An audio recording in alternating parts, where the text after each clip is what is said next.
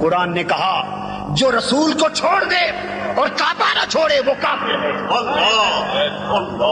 جو رسول کو چھوڑ دے اور کعبہ بولیے کعبہ نہ چھوڑے، کعبے سے چپکا رہے، رسول چھوڑ دے وہ کافر ہے، اور جو رسول کے قدموں سے چپکا رہے اور رسول کی خاطر کعبہ چھوڑ دے وہ مومن ہے۔ بس اگر سوچ میں پڑ جاتے تو قرآن کہتا ہے وما کان اللہ لیضیع ایمانکم، ان کے ایمان ضائع چلے جاتے۔ کہ قبلہ چھوڑیں یا نہ چھوڑیں، سوچ میں پڑ جاتے تو ایمان ضائع ہو جاتے۔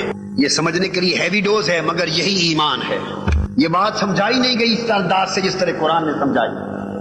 یہی گرہ کھولنا چاہتا ہوں، یہی اگر یہ گرہ کھل جائے اور ایمان کا راز سمجھ میں آ جائے جو قرآن نے سمجھایا تو اللہ گواہ ہے 90% جھگڑے مسلمانوں کے آپس کے ختم ہو جائیں۔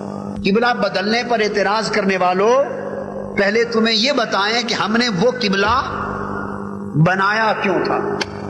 جب بنانے کی وجہ سمجھ میں آ جائے گی تو بدلنے کی وجہ خود بخود سمجھ میں آ جائے گی۔ اب آپ بات سمجھیں۔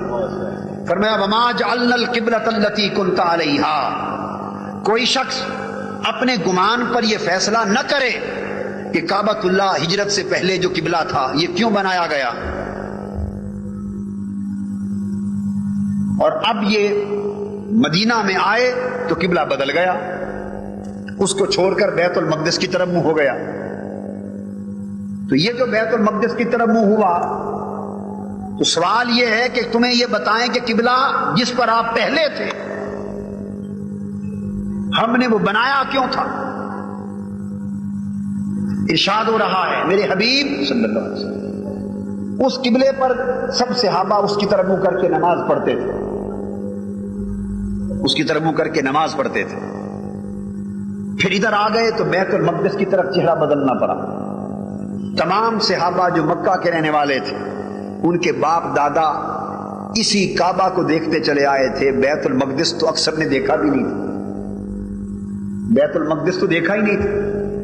پیدا ہوئے اسی کعبے کو دیکھا، اسی کے طواف کیے، اسی کا حج کیا، اسی کے مناسک کیے، یہی عمرہ کیا، یہی حج کیا، دن رات اسی کعبے کے صحن میں آ کے عبادتیں کی۔ ان کی شناسائی نسلوں سے باپ دادا کے وقتوں سے اسی کعبے سے چلی آ رہی تھی۔ وفاداری کا مرکز کعبہ تھا، دینداری کا مرکز کعبہ تھا، عبادتوں رسموں کا مرکز کعبہ تھا، اور یکلخت مدینہ آئے تو میرے حبیب آپ کو امر تھا، آپ نے بیت المقدس کی طرف چہرہ کر لیا اور اس کعبہ کو چھوڑ دیا۔ یہ کیوں کیا؟ وما جعلنا القبلۃ التي كنت علیہا، یہ کام کیوں کیا؟ قرآن مجید کہتا ہے کہ میرے حبیب صلی اللہ علیہ وسلم یہ بیان کر دیا جائے کہ ہم نے تو یہ جو قبلہ مقرر کیا تھا، اس مقرر قبلے کو مقرر کرنے کا سبب ہی صرف یہ تھا لنعلم، تاکہ ہم لوگوں کے ایمان کی آزمائش کریں، لوگوں کے ایمان کو پرکھیں، ان کے ایمان کو تولیں، ایویلویٹ کریں۔ باری تعالیٰ ایمان کو کیسے پرکھیں؟ قبلہ مقرر کرنے اور بدلنے سے ایمان کیسے پرکھا جائے گا؟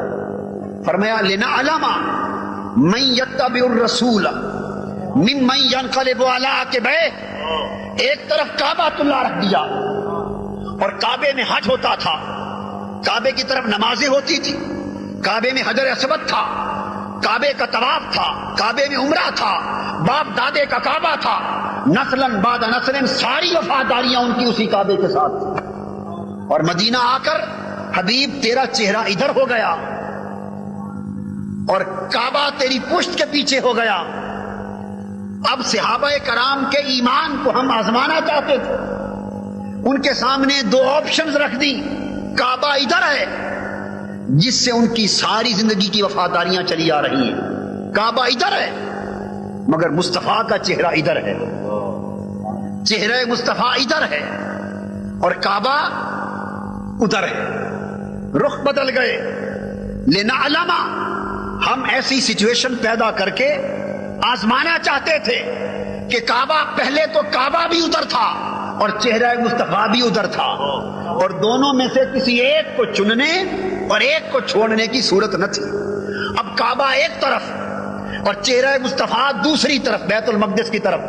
ایسی صورت میں لنعلم، ہم صحابہ کرام کے ایمان کو آزمانا چاہتے تھے، جانچنا چاہتے تھے، پرکھنا چاہتے تھے. باری تعالیٰ کیا پرکھ تھی؟ من یتبع الرسول ممن ینقلب علی عقبیہ، ہم دیکھنا چاہتے تھے کہ کون رسول کا دامن تھامتا ہے اور کون کعبے کے پیچھے جاتا ہے. چونکہ کعبہ اور رسول کا چہرہ دو مختلف سمتوں میں آ گئے، اب دونوں کو اکٹھا نہیں رکھا جا سکتا، اب دونوں کو